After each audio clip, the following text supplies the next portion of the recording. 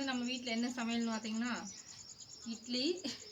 இது எப்போவுமே வந்து பொட்டு இல்லாத உளுந்து தான் போட்டு செய்வாங்க ஃப்ரெண்ட்ஸ். இந்த டைம் சரி பொட்டு உளுந்து போட்டு செய்யலாம் ரொம்ப நல்லதுங்கிறாங்க போட்டால் அந்த உளுந்த அளவே இதையும் போட்டேன்.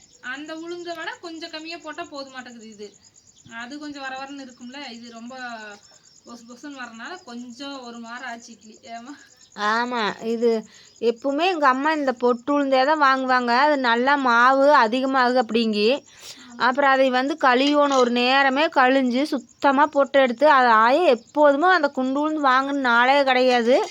ஆனால் நாம் அதையவே தான் வாங்கிட்டு இருக்கிறோம்.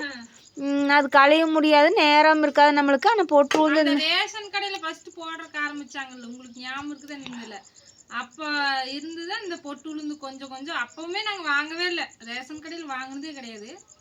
அதுக்கப்புறம் தான் இது வாங்குறதுக்கு ஆரம்பித்தோம். களியருக்கு முறை போட்டு அது நான் இந்த மாவுக்கெல்லாம் ஆட்டி வைக்கிறதுக்கு ஆரம்பிச்சதுலேருந்து இதே தான். நான் கூட கொஞ்ச நாள் நீங்களாம் குழந்தைய இருக்கிறப்ப அந்த பொட்டு உளுந்து வாங்கி கழிஞ்சுது அதை விதை ஆட்டுவேன். அது பொசு பொசு பொசுன்னு நல்லா வருமா.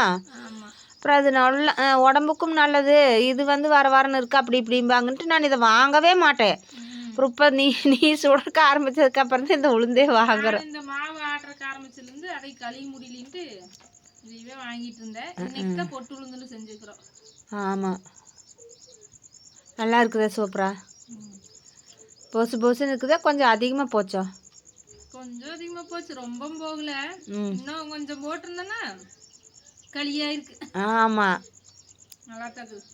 நாம் அப்புறம் அவங்க அரைச்சி கொடுக்கறது இட்லி அரிசியில் சுடுற மாதிரி இல்லை அவங்க. ஆமாம், அந்த இட்லி அரிசி வந்து இட்லிக்குனே தனியாக அந்த அரிசி அது மாதிரி குண்டு குண்டாக நல்லா வராது இட்லி. இது மோசமாக இருந்தாலும் இருக்குமா? அரிசி மோசமாக இருக்குங்க சாமி. குண்டு அரிசி தான் வந்து ரொம்ப நல்லா இருக்கு இட்லி. உளுந்து ரொம்பவும் அதிகமாக போடல, அளந்துதான் போட்டேன். அரிசியும் ஒவ்வொரு டைம் இந்த ரேஷன் அரிசி வலுவலுன்னு இருக்குதுங்க. அப்படி கூட அரிசியும் நல்லதாகவே இருக்கிறது இல்லை ஒவ்வொரு டைமு.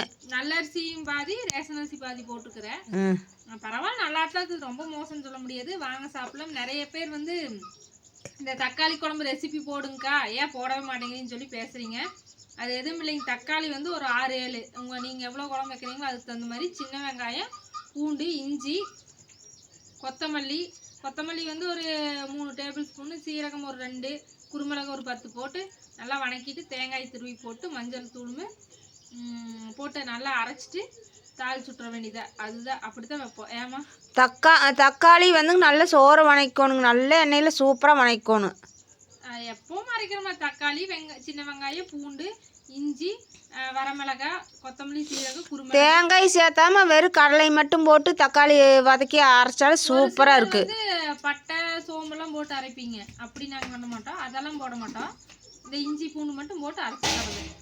தக்காளி வந்து ஒரு 6-7 நல்லா நிறைய போட்டிங்கன்னா தான் நல்லா டேஸ்ட் வரும். இல்லைன்னா வந்து வெறும் மிளகு குழம்பாட்டு இருக்கு. தக்காளி நிறைய போட்டால் தான் தக்காளி குழம்பு மாதிரி இருக்கும். ஆமாங்க, தக்காளி செவச்சவன்னு அழகாக அருமையாக இருக்குது தக்காளி குழம்பு. இல்லைன்னா நல்லா இருக்காது. அது மட்டும் பார்த்து குழம்புக்கு தகுந்த மாதிரி ஒரு நிறைய வச்சிங்கன்னா ஒரு 8 இப்படி இந்த மாதிரி போட்டுக்குங்க. அப்போ தான் நல்லா டேஸ்ட் வரும் குழம்பு. அப்புறம் புளியெல்லாம் நான் வந்து ஊற்ற மாட்டேன். ஒரு சிலர் வந்து புளி ஊற்றி செய்வாங்க. அது புளியெல்லாம் இதுக்கு ஊற்றக்கூடாது. ஓகேங்க ஃப்ரெண்ட்ஸ், இதுதான் நம்ம வீட்டு இரவு சமையல். உங்கள் வீட்டில் என்ன சமையல்னு சொல்லுங்கள், வாங்க சாப்பிட்லாம். அனைவருக்கும் இனிய இரவு வணக்கம். சப்போர்ட் பண்ணுற அனைவருக்குமே ரொம்ப ரொம்ப நன்றி. தொடர்ந்து இதே மாதிரி சப்போர்ட் பண்ணுங்கள். ஓகே, பாய்.